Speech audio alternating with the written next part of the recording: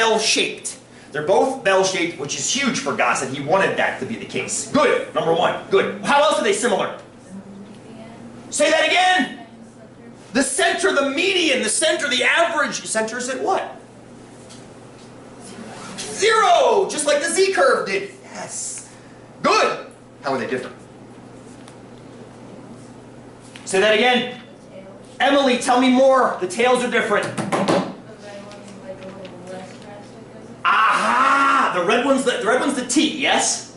So Emily used a great word, less drastic as it heads towards the tails. If you look at the normal distribution, it does that and then very drastically makes the turn as it hits towards the axis. Very well said, sister. So if we go out to 2 standard deviations, for example, -2 to +2, here it is, and we go up to the red curve, yes, like right here, what that means is, blue curve, there's 2.5% and 2.5% to the left and to the right. Is that fair? That has to be, yes? 2. If we go up to the red curve, how much area is over here and over here? More or less than 5%? More or less than 5%. Because in the blue curve, it's 5%. 2.5 left, 2.5 right. That's what makes it 95% confident at 2 standard deviations. But if you use those same 2 here and here, how about in the red curve? More or less area outside of that? Vote for more. Second for more. All in favor of more? All opposed? Any discussion need to be had? I think that's a fair assessment, yes?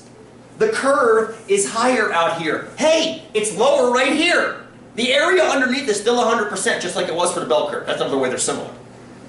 Which means it's got fatter tails.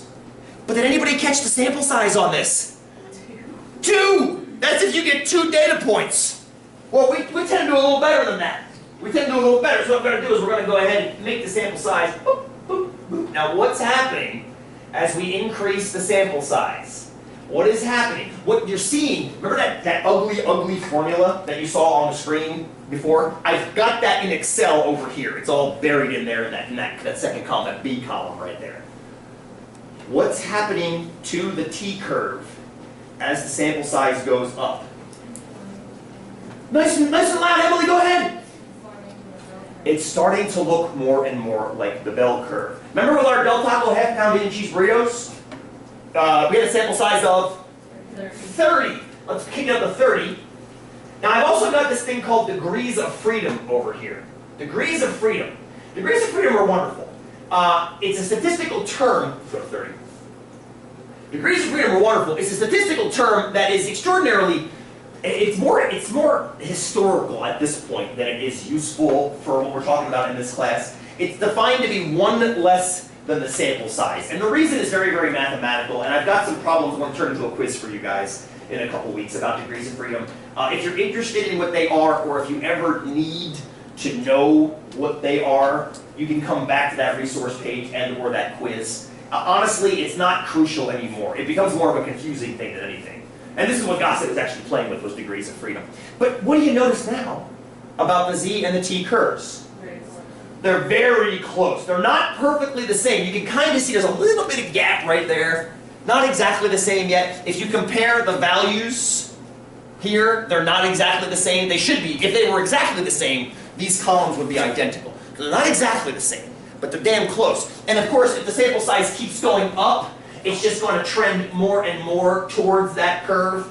Notice how Z is not moving at all, friends. Z is not moving because it doesn't depend on the sample size at all. But as we keep this guy going, you're noticing that they're starting to close on the Z values.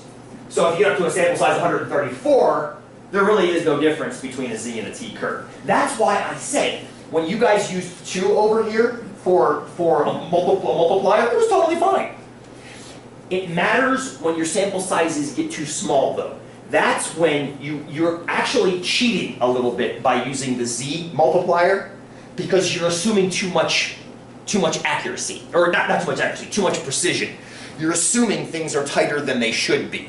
So for example, let me go back out to a small sample size again. Let me back this thing back out to, I don't know, maybe a sample size of, let's go 6. You know why?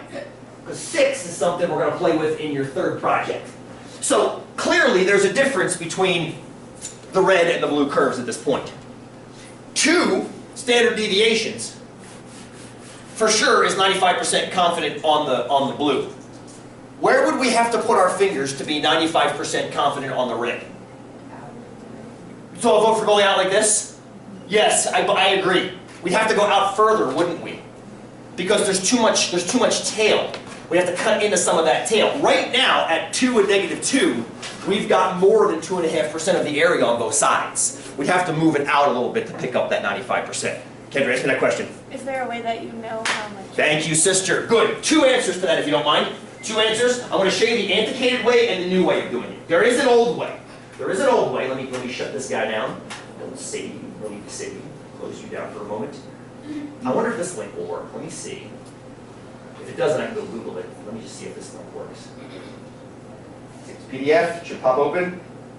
Yep, that's totally fine. Open the file, please. Yes. Okay. So this, in case you may have happened upon this at some point in 243. I've got this. This is the way statistics used to be taught. Just formula after formula after formula after formula after formula. And this is the way I survived statistics the first time. And I promised myself I would never make you guys go through that again. I mean, essentially, you see some of this stuff. Some of this stuff looks familiar. Hang on. Some of this stuff looks familiar to you guys. Look, hang on. Let me find it. Wait, where is it? Here, right here. This looks good. You just learned this last week. Right there. We learned that last week. Alex, there's your proportion confidence interval. Here's what we're talking about right now. Yes? Notice how they give you, well, anyway, forget this part. You don't answer Ken's question. So this is the way we used to do it. This, FYI, this table right here is the normal. Remember the program I gave you, the normal? That's this table right here. And that table right there. This, Kendra, 10 pages in is the answer to your question. So the first thing you have to do is, you have to take, okay, how many degrees of freedom do you have? So for our Del Taco half-pound bean and cheese burritos, it was 29 because we had 30. So you have to find 29 on this chart. 29, right there. 29 on that chart, right there, okay? So now you have to come across and you've got to pick one of these multipliers. You've got to pick one of these multipliers. Now the question is, what the hell one do you pick? Well, go up top, and notice how it asks area in the tails. Now we need 2 tails because we're doing a confidence interval. And that would make a total area of 5% for 95% confidence. Which means we go to 5%. So the middle in the row for 29. Here we go. To 29 right there. 2.045. That would be our, so notice it's a little bit out further from 1.96, which would be the z-score, correct?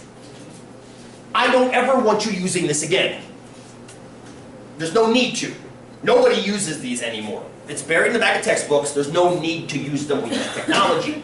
Because by the time you get done doing this, you've forgotten what you're doing in the first place. That's the problem I found with using this table. So, we're going to close this off. We're going to close this off. We're going to go back in time a little bit.